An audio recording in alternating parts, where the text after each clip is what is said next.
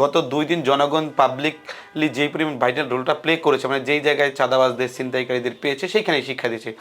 দেশের রাজনৈতিক পরিস্থিতি যদি উচ্ছৃঙ্খল হয় তাহলে সেই জায়গায় ফায়দা লুটার একটি চিন্তা আওয়ামী লীগ করতে পারে। মোস্ট অফ দ্য আপনি প্রথম থেকে ফিগার যদি জাজ করতে চান, উইদাউট 2 or 3 or 4% ছাড়া মোস্ট অফ দ্য আমাদের লিডার। আমরা বলবো যে গুরু হয়ে আমরা দেখতে পারতেছি যে আমাদের যারা শিষ্য ছিল তারা আমাদের চেয়ে বড় হয়ে গেছে। দেশের নাম্বার 1 ট্রেডিং অ্যাপ ইউএফটি ফাস্টের সাথে ট্রেডিং করলে থাকবে না আর কোনো দুশ্চিন্তা।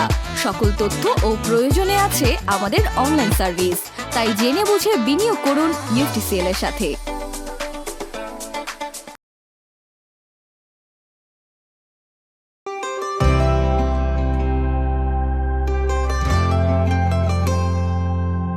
সুপ্রিয় দর্শক, স্বাগত জানাচ্ছি বাণিজ্য প্রতিদিনের নিয়মিত ও বিশেষ আয়োজন আগামীর রাজনীতিতে।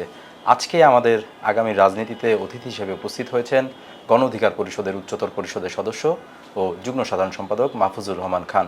আপনাকে স্বাগত। আপনাকেও। কেমন আছেন আপনি? আছি মোটামুটি ভালো। কিছুদিন আগে আমি এক ছিনতাইকারী কবলে পড়েছিলাম, আপনারা হয়তো আমার অনলাইনে অফলাইনে দেখেছে। তারপর ইনশাল্লাহ এখন সুস্থ আছে।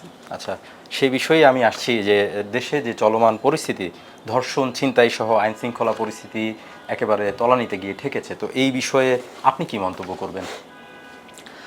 ল এনফোর্সমেন্ট এজেন্সি যে কাজ করছে, সবচেয়ে বড় বিষয়টা হচ্ছে এই যে আইন শৃঙ্খলা বাহিনীর অবনতি, এটার একটা মূল বিষয়টা হচ্ছে এখনও পর্যন্ত আইন শৃঙ্খলা বাহিনীতে আপনারা দেখেছেন যে প্রিভিয়াস টাইমে যারা বিভিন্ন সময় আওয়ামী লীগের একদমই সহচর্য বৃত্তির উপর ভিত্তি করে তাদের পদোন্নতি ভালো অবস্থানে ছিলেন, সেরকম অনেক কর্মকর্তা এখনও রয়েছেন। যদিও আমরা যখন আগে আপনার স্বরাষ্ট্রমন্ত্রী ছিলেন আপনার সাখাওয়াত সাহেব, ওনার সাথে আমরা কয়েকবার বৈঠক করেছি যে এই বর্তমান পরিস্থিতিতে আওয়ামী লীগ এইভাবে প্রশাসনটা সেট আপ করেছে, সেই জায়গা থেকে উইদিন 2 or 5 or 6 মান্থের মধ্যে সেটা সংস্কার করাটা পসিবল না। দেখা যায় অনেক জায়গায় শূন্য হয়ে যাবে। সেই জায়গা থেকে এখনও অনেক জায়গায় আওয়ামী লীগের দোসর যারা রয়েছেন, যারা অ্যাডমিনিস্ট্রেশনে রয়েছেন এবং আইনশৃঙ্খলা বাহিনীতে রয়েছেন, অনেকেই রয়েছেন। সেই জন্য তারা চাচ্ছে দেশের আইনশৃঙ্খলা বাহিনীতে বেশি পরিমাণ অবনতি ঘটাতে। এই একটা বিষয়। আরেকটা প্রেক্ষাপট হচ্ছে এই একটা ঘোলা পানির সৃষ্টি হয়েছে। সেই জায়গা থেকে আওয়ামী লীগের বিভিন্ন দোসর যারা, তারা যেমন কর্মকাণ্ড করছে, তদ্রূপ একটা সুবিধাবাদী গোষ্ঠী প্রিভিয়াস টাইমেও ছিল এবং বর্তমানেও যে যারা দীর্ঘদিন যাবত রাজনৈতিক শুভদাস যারা আশায় ছিল, তারাও দেখা যায় তাদের বিভিন্ন স্বার্থে অর্থবিত্তের জন্য অনেক জায়গায় বিশৃঙ্খলা সৃষ্টি করছে। আরেকটা ব্যাপার, এই আইনশৃঙ্খলা বাহিনী অবনতি ঘটেছে, সেই জায়গায় আমরা যদি সম্পূর্ণ দায়িত্ব শুধু আমরা আপনার স্বরাষ্ট্রমন্ত্রীর ঘাড়েই দিয়ে থাকি সেটা হবে। যেমন জনগণের কিছু সচেতনতার জায়গা খুব গুরুত্বপূর্ণ। গত 2 দিন জনগণ পাবলিকলি যেই পরিমাণ ভাইটাল রোলটা প্লে করেছে, মানে যেই জায়গায় চাঁদাবাজদের ছিনতাইকারীদের পেয়েছে সেইখানেই শিক্ষা দিয়েছে। সুতরাং স্বরাষ্ট্রমন্ত্রীর পদত্যাগের মাধ্যমে যে একটি আইনশৃঙ্খলা বাহিনী ফিরে আসবে সেটা না, এখানে জনগণের কিছু সচেতনতার জায়গা এবং প্রিভিয়াস যারা দীর্ঘ প্রায় 15টি বছর যারা অবৈধভাবে শাসন শোষণ করেছে, নির্যাতন নিপীড়ন করেছে, তাদের যে ছত্র ছায়ায় যারা এই ল এনফোর্সমেন্ট এজেন্সিতে ছিল, তাদেরকে একটু সংস্কার করা খুব বড় বেশি জরুরি হয়ে পড়েছে। কারণ দেশের রাজনৈতিক পরিস্থিতি যদি উচ্ছৃঙ্খল হয় তাহলে সেই জায়গায় ফায়দা লুটার একটি চিন্তা আওয়ামী লীগ করতে পারে।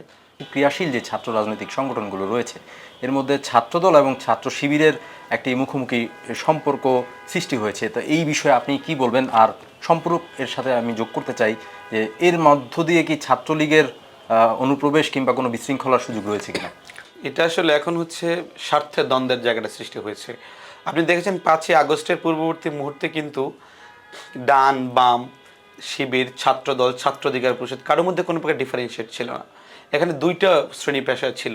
ছাত্র হোক, ইয়াং ফোর্স হোক, একটা হচ্ছে নির্যাতিত নিপীড়িত একটা গোষ্ঠীতে রূপান্তরিত হয়েছে, একটা ক্লাসে রূপান্তরিত হয়েছে, আরেকটি ক্লাস হচ্ছে শাসক যারা শোষণ করছে, সেই একটি ক্লাসে রূপান্তরিত হয়েছে। কিন্তু এখন দেখা যাচ্ছে যখন এই স্বৈরাচারের পতন ঘটলো, স্বৈরাচার বিদায় হলো, এই এমতো অবস্থায় বিভিন্ন রাজনৈতিক সংগঠনের যে ছাত্র সংগঠন, তারা তাদের স্বার্থের জায়গাটা খুঁজছে। আপনি খুব একটু ফলো করে দেখবেন যে কিছুদিন আগে পত্রপত্রিকা গণমাধ্যমে গতকালকে দেখেছি যে এই ছাত্রলীগের নেতাকে উপজেলা ছাত্র দলের নেতা বানানো হয়েছে।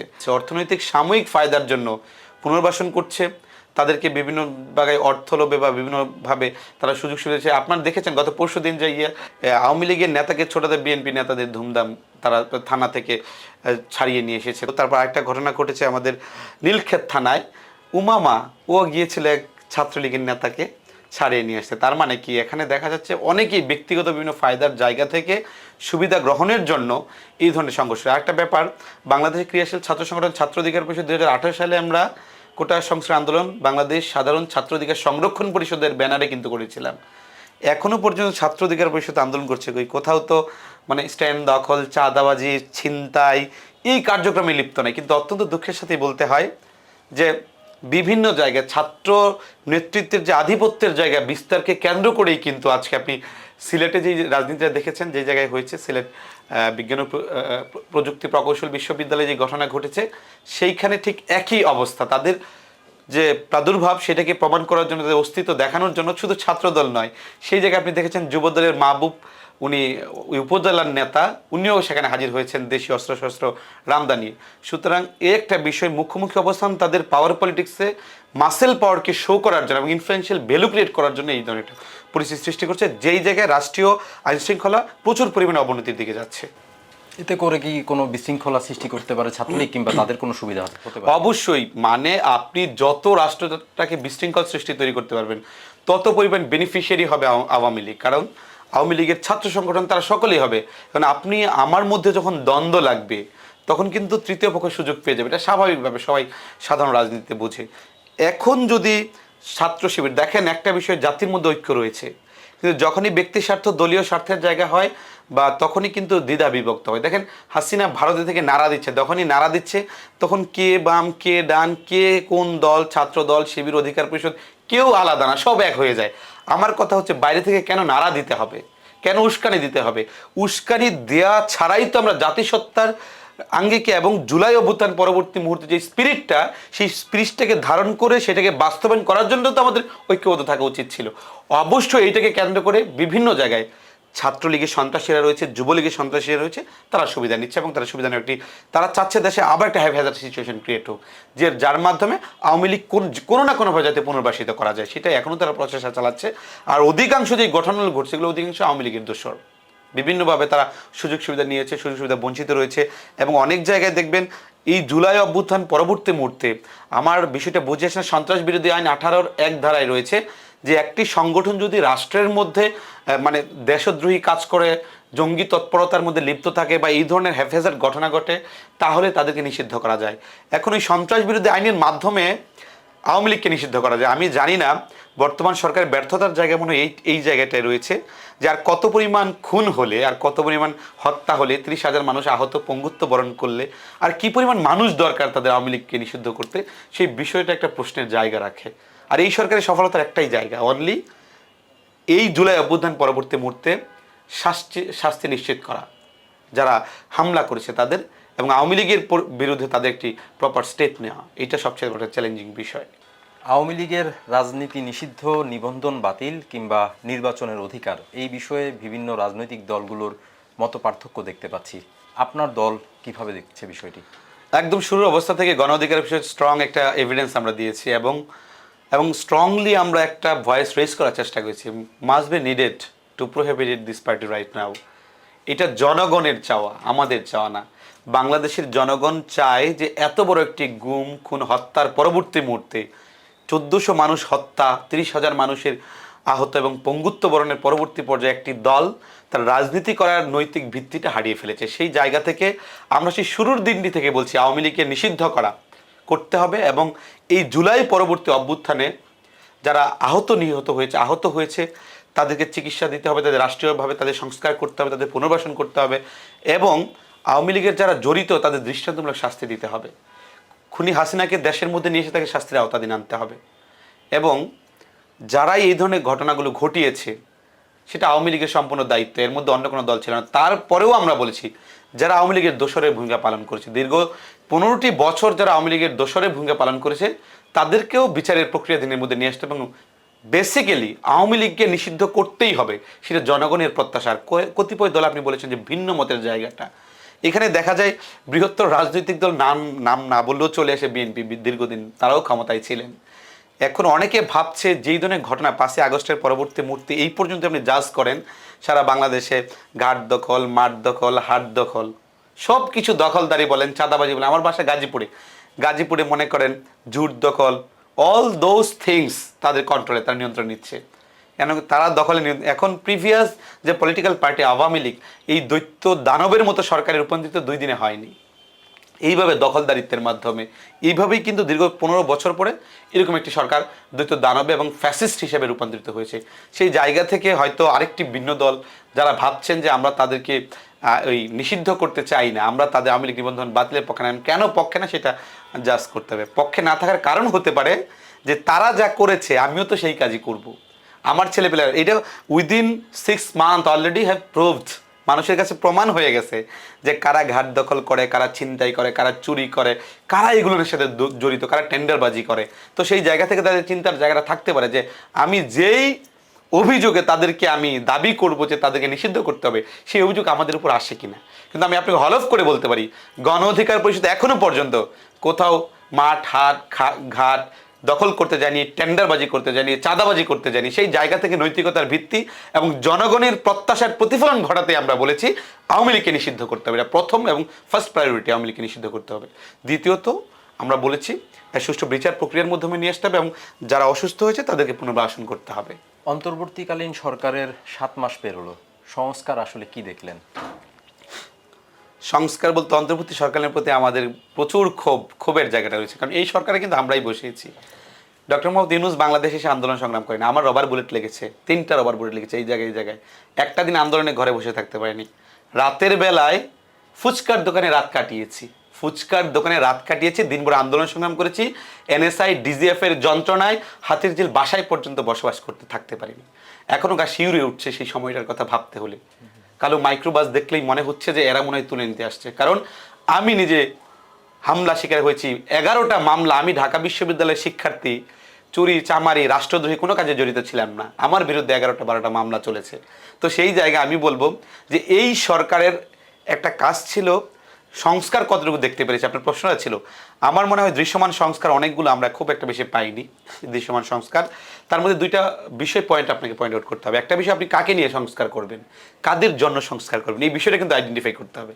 আমার কথা হচ্ছে বাংলাদেশের জনগণের জন্য আপনি সংস্কার করবেন। এই সরকারকে আমরা বসিয়েছি দেশের জনগণের জন্য সংস্কার করবে, নির্বাচন কমিশন বলেন বা বিচার বিভাগ বলেন, আইন বিভাগ বলেন, অল দোজ থিংস রিফর্ম করবে। সেটা জনগণের চাহিদা নিয়ে, কারণ জনগণ কাদের মাধ্যমে প্রতিফলিত হবে। আমার দেশের চাইলে আমি 17 লক্ষ মানুষকে কিন্তু মতামত আমি নিতে পারি না। There is no shortcut way. তাহলে ওয়েটা কি? যারা রাজনীতি করছে এই রাজনীতি দলের সাথেই কিন্তু মানুষ সম্পৃক্ত, তাদেরকে মতামতের ভিত্তিতে কিন্তু আপনাকে কাজ করা উচিত।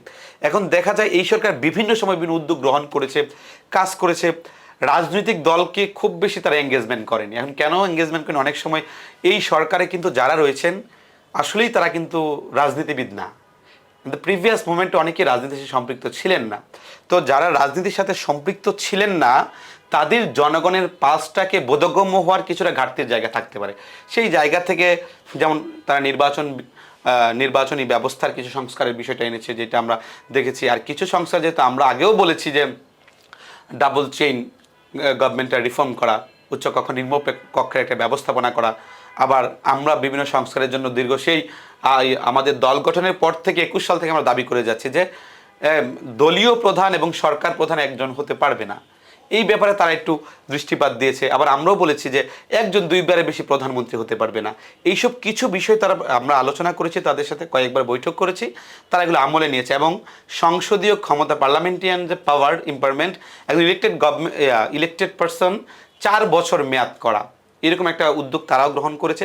কিছু জায়গায় সংস্কার দেখতে পাচ্ছি, কিন্তু অত্যন্ত দুঃখের বিষয় সাউথ সাবকন্টিনেন্টের জিওপলিটিক্যাল সাইড যদি আমরা বিশ্লেষণ করি, সেই ক্ষেত্রে দেখা যায় সংস্কারটা কতটুকু লং টার্ম এখানে থাকবে। দেখা যায় একটি সরকার গভর্নমেন্ট আসলে প্রথম সংসদে বিল পাস করে এটাকে ঝুড়ে ফেলে দিল, সংস্কার রইল না। কারণ সংস্কারটা রাজনৈতিক দলের মতামতের ভিত্তিতে হওয়া দরকার। তারা সংস্কারের চেষ্টা করছে, কিন্তু উইদাউট আলোচনা পলিটিক্যাল পার্টিদের সাথে, তাদের without the mandate, without the discussion, সেই আলোচনা ফলপ্রসূ হবে না। সেই জায়গা থেকে খুব বেশি ঢালাওভাবে দেখানোর মতো সুযোগ নেই যে এই জায়গাগুলো সংস্কার করতে পেরেছেন। 28 ফেব্রুয়ারি বৈষম্য বিরোধী ছাত্র আন্দোলন এবং নাগরিক কমিটি যৌথ উদ্যোগে নতুন দল আসছে, বিষয়টিকে কিভাবে দেখছেন?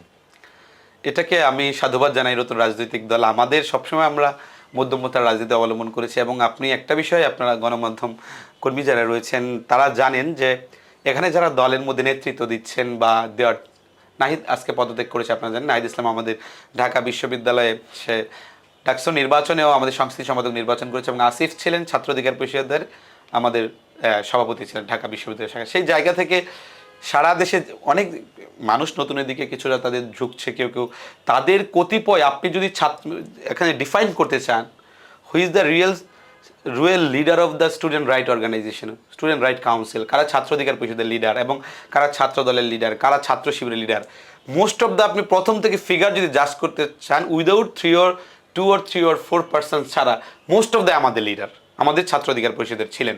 তো সেই জায়গা থেকে আমরা নতুনকে বিপি নূরকে একটা প্রশ্ন করা হয়েছিল, আপনার যে যারা সাগরেদ ছিলেন তারা এখন উপদেষ্টা হয়ে গেছেন, আপনার ভাবতে কেমন লাগে? এটা একটু হিংসা হয় না?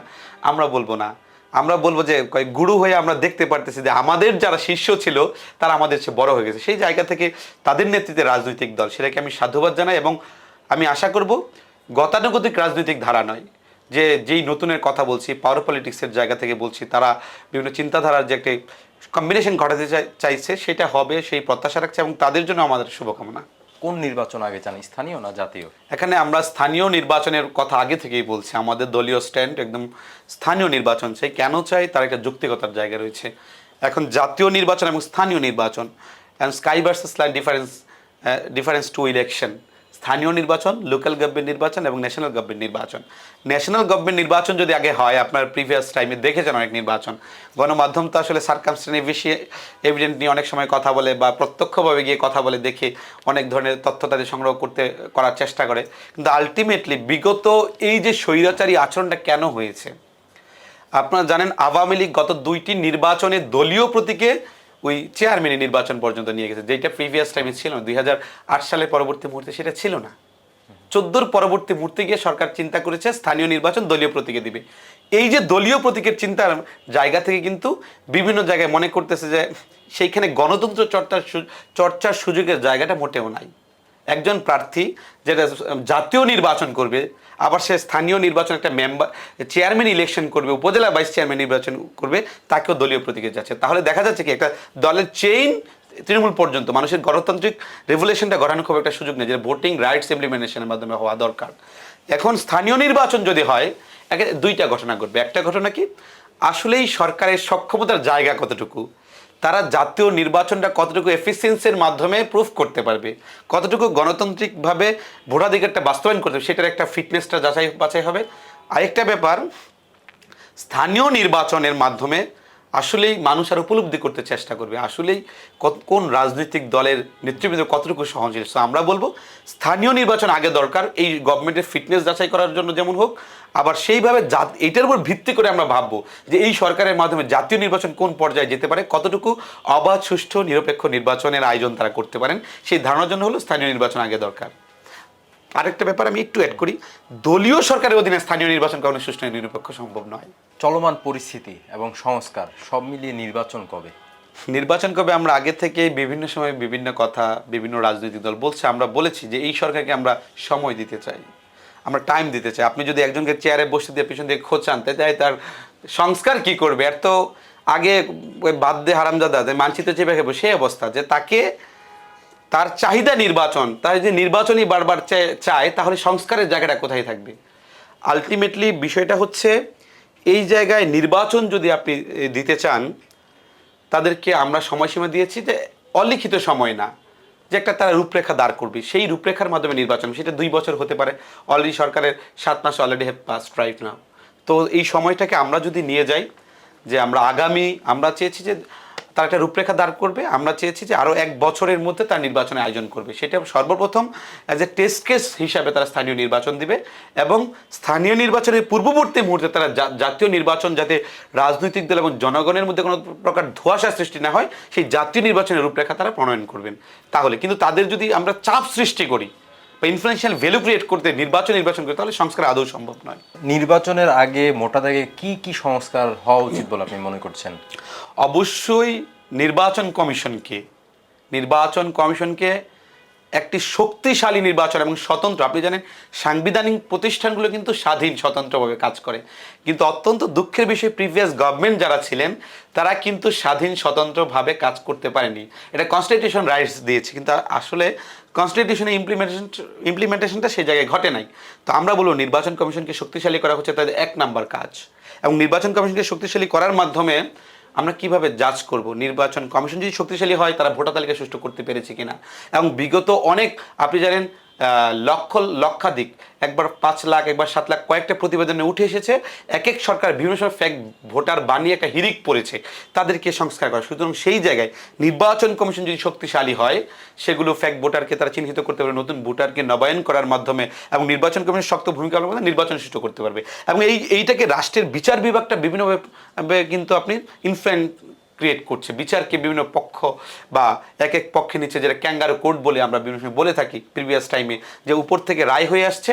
এই রায়টার কথা আমি আপনাকে একটু অ্যাড করতে চাই। আমার যখন জামিন হবে 2018-এ, তখন দেখলাম জামিন টামিন সব হয়ে গেছে, all those things is clear. তারপরে আমি সব বের হয়েছে, 18 সাল দেশ উত্তাল, কোটা সংস্কার আন্দোলন, সেই সময় আমি রাতে বের হয়েছি। মানে তারপরে উপরে নির্দেশ রয়েছে যে এদেরকে ছাইরো না, অন্য কোনো জায়গায় মামলা আছে কিনা, রাখা যায় কিনা, এই ধরনের একটা। তার মানে কি, এই যে বিচার বিভাগ কাজ করবে, আইন বিভাগ কাজ করবে, উপর থেকে যদি সরকার সেই জায়গায় বা একটি ক্ষমতাসীন দল যদি সেই জায়গায় প্যাট্রোনাইজ করে বা তাদের মাধ্যমে হয়, তাহলে কিন্তু বিচার বিভাগ স্বাধীন হবে। সুতরাং বিচার বিভাগ, নির্বাচন কমিশন, আইন বিভাগ, এগুলোকে সুষ্ঠুভাবে সংস্কার এবং স্বাধীন, স্বতন্ত্র, শক্তিশালী করতে হবে। আদারওয়াইজ দেশের আইন শৃঙ্খলা বাহিনী স্বাভাবিক হবে না, নির্বাচন ব্যবস্থা সুষ্ঠু হবে না, বিচার বিভাগ মানুষ সুষ্ঠু বিচার পাবে না, মানুষের মধ্যে আরও ক্ষোভের সৃষ্টি হবে এবং খুব একটি বিস্ফোরণ ঘটবে ভিন্নভাবে। কোটা আন্দোলন এবং গণঅভ্যুত্থান পরবর্তী প্রেক্ষাপটে আমরা দেখেছি যে ক্যাম্পাসগুলোতে ছাত্র রাজনীতি নিষিদ্ধের দাবি তুলেছিল সাধারণ শিক্ষার্থীরা, কিন্তু এখন দেখতে পাচ্ছি যে বৈষম্য বিরোধী ছাত্র আন্দোলনের তারাই নতুন করে রাজনৈতিক দল নিয়ে আসছে। বিষয়টিকে কিভাবে মূল্যায়ন করবেন? এখন রাজনীতি করার অধিকার as a citizen of this country, যে দেশের নাগরিক, তার রাজনীতি করার অধিকার আছে সেই ব্যাপারে। কিন্তু ক্যাম্পাসে ছাত্র রাজনীতির বিষয়টা আমরা কিন্তু সবসময় বলেছি, সুষ্ঠু রাজনৈতিক ধারাকে অব্যাহত রাখা এবং দেশকে আগামী নেতৃত্ব দেওয়ার জন্য young force must be needed for our country to create the new leadership, the young leadership. সেই জায়গা থেকে নতুন রাজনীতি, তারা ক্যাম্পাসে রাজনীতি নিষিদ্ধ, আমরা কখনোই বলি না ক্যাম্পাসে রাজনীতি নিষিদ্ধ করতে হবে। কারণ তরুণ প্রজন্ম রাজনীতিতে আই হেট পলিটিক্স ছিল, সেই আই হেট পলিটিক্সকে আই লাভ পলিটিক্সে নিয়ে আসছে ছাত্র অধিকার পরিষদ। 2018 সাল থেকে এই পর্যন্ত আমরা নিয়েছি, মানুষ তখন থেকে ভালোবাসতে চেষ্টা করেছে। নিরাপদ সড়ক যে আন্দোলনের ছেলেপেলেরা দেখেছে কীভাবে আন্দোলন সংগ্রাম করতে হয়, তখন মানুষ বলেছে যে না, উই লাভ পলিটিক্স, যে রাজনীতি সুষ্ঠু ধারা হলে সকল ইয়াং ফোর্সটা ভালোবাসে। সেই জায়গা থেকে ক্যাম্পাসের রাজনীতি অবশ্যই থাকতে হবে, রাজনীতি কোনোভাবে নিষিদ্ধ করা যাবে না, কিন্তু কোন প্রসিডিউরটা হবে সেই প্রসিডিউরটা আপনাকে ডিসাইড করতে হবে। যেই সুষ্ঠু প্রসিডিউরের মাধ্যমে ক্যাম্পাসের দখলদারিত্ব থাকবে না, চাঁদাবাজি থাকবে না। একটি রাজনৈতিক দলের প্রোগ্রাম করতে হলে মানে ওই দল বেঁধে প্রোগ্রাম করবে, গেস্ট রুম হবে, গণরুম হবে, that is the bad culture of any campus in our country. প্রত্যেক ক্যাম্পাসে এগুলো যেখানে আছে, গেস্ট রুম, গণরুম, রাজনীতির জন্য মিটিং মিছিলের বিনিময়ে সিট প্রদান, এই যে যখন অ্যাডমিনিস্ট্রেশন কাজ করে না, তখনই কিন্তু আপনার এই ধরনের অপরাজনীতি সৃষ্টি হয়। সেই জায়গা থেকে আমি বলবো, আজকে তারা বলছেন যে একসময় বলেছেন যে তারা ক্যাম্পাসে রাজনীতি নিষিদ্ধ চান, এখন তারা রাজনীতি করতে চাচ্ছেন। আমি বলবো এটা তাদের শুভ বোধের উদয় ঘটেছে, শুভ বোধের উদয় ঘটেছে। জাতিকে যদি রিফর্ম করতে চাই বা রিভিল করতে চাই বা রিফরমেশন করতে চাই, মানুষকে নতুন রাষ্ট্র ব্যবস্থা এবং নয়া ব্যবস্থাকে দিতে চাই, তাহলে অবশ্যই তারুণ্য শক্তি এবং ছাত্রদের রাজনীতিকে আরও আমাদের ত্বরান্বিত করতে হবে। আচ্ছা, আপনি ঢাকা বিশ্ববিদ্যালয়ের শিক্ষার্থী, অন্য অনেক পেশা থাকতে রাজনীতিতে কেন? আসলে রাজনীতি পেশা না, রাজনীতি হচ্ছে নেশা। হয়তো আপনারা আপনাদের দৃষ্টিতে বিভিন্নভাবে আপনারা এটাকে এমফেসাইজ করেন বা এটাকে এক্সপ্লেইন করেন যে রাজনীতি পেশা। আসলে রাজনীতি কখনোই পেশা হওয়া উচিত না, রাজনীতির নেশা হওয়া উচিত। এখন নেশাটা কেমন? এই নেশাটা ওই নেশা জাতীয় দ্রব্যের না, এটা হচ্ছে আপনার ওই এইরকম নেশা হওয়া উচিত যেই নেশা মানুষের কল্যাণের জন্য, যেই নেশা মানুষের অধিকার আদায়ের জন্য। আমরা বাংলাদেশ ছাত্র অধিকার সংরক্ষণ পরিষদ অনলি কোটা রিফরমেশনে মুভমেন্ট করেছি এবং সেইটা হাসিনার সাথে বিট দিয়ে সাকসেস করেছি। এবং পরবর্তীতে আমরা দেখছি social not only one disparity exist here, একটা বৈষম্য কিন্তু না, এই রাষ্ট্রের প্রত্যেক পদে পদে পরদে পরদে হাজারো বৈষম্য। নুসরাত হত্যায় আমরা আগে রাজপথে নেমেছি, আমরা শহীদ মিনারে আমরা প্রোগ্রাম করেছি। আবরার ফাহাদ কোনো সংগঠন তো তখন নামেনি। ছাত্রদলরা চেয়ে থাকে যে উপর থেকে তাদের গ্রিন সিগন্যাল দিবে কিনা, লিগভাবে যে ওই তাদের যে মানে মা উনি খুনি হাসিনা, তাদের তখন তো তিনি ফ্যাসিস্টদের সর্দার, তিনি আবার তাদের বলবে কিনা, সেই জন্য। কিন্তু আমরা দীর্ঘদিন ডাকসুর বিপি দীর্ঘ 28 বার এই ছাত্রলীগের সন্ত্রাসীদের হামলা শিকার হয়েছে, আমার শরীর লোমগুলো দাঁড়িয়ে গেছে। আমরা পুলিশের পিটানিকে পিঠগুলো এখনও পিঠের মধ্যে দাগ রয়েছে। আমরা বারবার ছাত্রলীগের সন্ত্রাসী সহ সকলের নির্যাতন নিপীড়ন সহ্য করে এই পর্যন্ত এসেছি। আমাদের সারা দেশে সকল জেলায় নেতাকর্মীরা, আপনি কোটা সংস্কার আন্দোলন এখন সার্চ দিবেন, কুকুরের মতো ছাত্রলীগের সন্ত্রাসীরা আমাদের তরিকুলকে রাজশাহী বিশ্ববিদ্যালয়ের তার মেরুদণ্ডের হাড় ভেঙে ফেলেছে, পায়ের হাড় ভেঙে ফেলেছে হাতুড়ি দিয়ে পিটিয়ে। সুতরাং এই যে একটি প্রেক্ষাপট, এগুলো কিন্তু আবেগ, এগুলো কিন্তু অনুভূতি, এগুলো নেশা, যে এদের অধিকার বাস্তবায়ন করতে হলে, দেশের মানুষের জনগণের অধিকার বাস্তবায়ন করতে হলে কোনো অন্য তো কেউ নামলো না, সেই রাজনীতিবিদদের কথা বলতে হলো। জেনারেল মানুষের movement only 2 or 4 more days, not a long term procession. Long term প্রসেশনগুলো জেনারেল মানুষ করতে পারে না। সেই জন্য এটাকে আমি নেশা হিসেবে নিয়েছি, যে মানুষের কল্যাণ সাধন, রাজনৈতিক পরিবর্তন, এবং যেই আশা নিয়ে আমরা তখন তো ছাত্র সংগঠন ছিলাম, এখন রাজনৈতিক দল আমরা গঠন করেছি, এবং এই রাজনৈতিক গঠনের মাধ্যমে মধ্যমপন্থী রাজনীতি বাস্তবায়ন, মানুষের অধিকার বাস্তবায়ন, ভোটাধিকার বাস্তবায়ন, সোশ্যাল ডিসপ্যারিটিগুলো দূর করা, এই সমগ্র কিছুর জন্য আমি রাজনীতিকে পেশা নয় নেশা হিসেবে গ্রহণ করে মানুষের অধিকার বাস্তবায়ন করার জন্য, গণতান্ত্রিক যে একটি মূল্যবোধের জায়গাকে রক্ষা করার জন্য, এবং পাশাপাশি মুক্তিযুদ্ধের মূল চেতনা, সাম্য, মানবিক মর্যাদা, সামাজিক ন্যায় বিচার, সম্বলিত রাষ্ট্র ব্যবস্থা এবং 24-এর যে চেতনা, সেটাকে বাস্তবায়ন করতে হলে রাজনৈতিক ফ্লেভার দরকার। সেই জায়গা থেকে আমি রাজনীতি করি। আমি কোনো পেশা হিসাবে নিইনি, এটা আমার একটা কল্যাণ সাধনের, জনগণের কল্যাণ সাধনের একটি নেশাই বলতে পারেন আপনি। অর্ধ শতাধিক রাজনৈতিক দল বাংলাদেশে রয়েছে, এতগুলো দল ফেলে কেন গণ অধিকার পরিষদে আপনি? এখন একটা ব্যাপার, আপনি বিষয়টা জানেন বা কতটুকু অ্যানালাইজ করেছেন, আমি আসলে গণ অধিকার পরিষদে না, আমি গণ অধিকার পরিষদে। কিভাবে? কারণ আমরা গণ অধিকার পরিষদ সৃষ্টি করেছি 2018-এ বাংলাদেশ সাধারণ ছাত্র অধিকার সংরক্ষণ পরিষদ, যেটার আমি ছিলাম যুগ্ম আহ্বায়ক। আমাদের আহ্বায়ক ছিলেন হাসান আল মামুন, এবং সেই থেকে ধরে আমরা তারপর ছাত্র অধিকার পরিষদ নিয়ে এসেছি সংক্ষিপ্ত করে 19 সালে। সেই ছাত্র অধিকার পরিষদে আমি ছিলাম ওইখানেও আমি ছিলাম যুগ্ম আহ্বায়ক। সেই ছাত্র, তাও 2 নাম যুগ্ম আহ্বায়ক ছিলাম। তারপরে আস্তে আস্তে যখন 21 সালে রাজনৈতিক দল গঠন হয়, সেইখানে আমি ছিলাম পার্টির যুগ্ম আহ্বায়ক ছিলাম, যেহেতু আহ্বায়ক কমিটি ছিল। তার পরবর্তী পর্যায়ে এই কমিটি আমি উচ্চতর পরিষদের সদস্য, হায়ার কাউন্সিল যারা ডিসিশন মেকিং করে, এবং পাশাপাশি দলের যুগ্ম সাধারণ সম্পাদক। তার মানে এই পার্টিটা কিন্তু একটা আন্দোলন সংগ্রামের ইতিহাসকে কেন্দ্র করে তৈরি হওয়া, এবং সেই ইতিহাসের সাক্ষী আমরা। এবং সর্বপ্রথম ঢাকা বিশ্ববিদ্যালয় যখন ডাকসুর নূর খেয়ে লাইব্রেরির সামনে জীব জন্তুর মতো পিটানো হয়, বলতে গেলে কুকুরের মতো পিটানো হয়, সেই জায়গায় আমি তখন নাজিন আপা ছিলেন চ্যানেল আইয়ের, আমি রাশেদ ভাই সাক্ষাৎকার দিয়েছিলাম, উনি আনোয়ার খান মডার্ন হসপিটালে ছিলেন। আমরা যাওয়ার পরে ওই দিন রাতেই আমরা গ্রেফতার হই ভাসানটেক থানায়, এবং নৃশংসভাবে। মানে একটা রাষ্ট্রের মধ্যে মানে আপনার ক্রসফায়ার আসামি যাদেরকে যেভাবে গ্রেফতার করে, ঠিক রাশেদ ভাইকে এবং আমাকে ঠিক একই কায়দায় গ্রেফতার করেছে। সেইভাবে গ্রেফতার করে, মানে তখন ভেবেছিলাম যে হয়তো ক্রসফায়ার করবে বা মেরে ফেলবে। তখন রাশেদ ভাই বললো যে, রাশেদ ভাই বলতেছে যে মাহফুজ মেরে ফেলবে নাকি ক্রসফায়ারটা, দেশ জাতি উত্তাল কোটা সংস্কার আন্দোলনের জন্য, মেরে ফেলবে কিনা। তখন রাশেদ ভাই বলছি, ভাই টেনশন করেন না। রাশেদ ভাইয়েরও সব ছিঁড়ে গেছে জামা কাপড়, অনেক বাজে অবস্থা। ভাই আবার একটা লাইভ করেছিলেন বাসায় ঢুকে, আমাকে বাঁচান অনেক মিডিয়াতে বলেছে এটা, ওই লাইভ করেছে। তার মানে জিনিসটা ডিসক্লোজ হয়েছে, অন্ধকারে ধরেন। তখন বলছি যে বাঁচার কিছুটা নিবু আলো জ্বলছে, যে আপনি যেহেতু লাইভ করেছেন, মানুষ দেখেছে, সেই জায়গা থেকে হয়তো বাঁচার নিবু আলোটা আছে। ইনশাআল্লাহ আল্লাহ যদি চায় আমরা বেঁচে থাকবো। তো সেই জায়গা থেকে বেঁচে থাকা এবং এই গণ অধিকার পরিষদ তৈরি, ছাত্র অধিকার পরিষদের রূপান্তর, গণ অধিকার পরিষদ তৈরি, সেই জায়গা থেকে ছিলাম। আর এটা হচ্ছে আমাদের মধ্যমপন্থা সকলের জন্য উদার গণতান্ত্রিক রাজনৈতিক দল, সকলের জন্য সবসময় ওপেন এটা। সুতরাং আমি সেই জায়গা থেকে অন্য দলে যাওয়ার, আমি প্রিভিয়াস কিছু রাজনীতি সম্পৃক্ত ছিলাম। তো এই যে এখন আমি গণ অধিকার পরিষদের সৃষ্টি উষা লগ্ন থেকে কাজ করছি, সেই আমার নিজস্ব দলেই রয়েছে। বিগত যেই শাসনামল, সেই শাসনামলগুলোতে আমরা দেখেছি রাজনৈতিক দলগুলো আসলে ব্যক্তিকেন্দ্রিক হয়, এবং এই ক্ষেত্রে আপনার দলের প্রতিও অনেকে তুচ্ছতাচ্ছিল্য করে বলেন যে নূর কেন্দ্রিক দল কিনা। আপনারা কিভাবে নিজেদেরকে গণতান্ত্রিক বা গণমুখী দল হিসেবে প্রমাণ করবেন?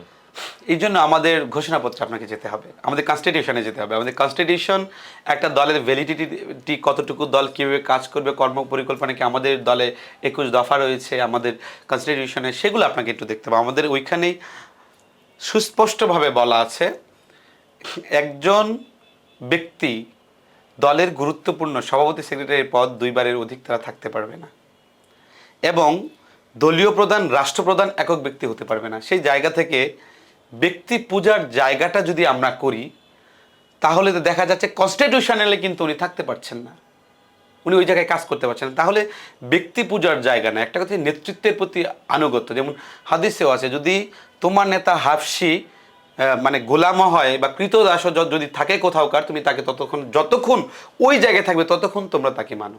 সুতরাং বিপি নূর গণ অধিকার পরিষদের বর্তমানে সংগ্রামী সভাপতি এবং বিপ্লবী সাধারণ সম্পাদক রাশেদ খান, সেই জায়গা থেকে রাজনৈতিক ডেকোরাম মেনটেন এবং সুশৃঙ্খলতা আনায়নে আমরা সেইভাবে ডেকোরাম মেনটেন করে আমরা রাজনীতি করি। এই জায়গা থেকে ব্যক্তি পূজার জায়গা না, বলতে পারেন সাংগঠনিক শৃঙ্খলার জায়গাটা মেনটেন করেই আমরা রাজনীতি করছি এবং আমাদের অন্য নেতৃবৃন্দ রাজনীতি করছেন।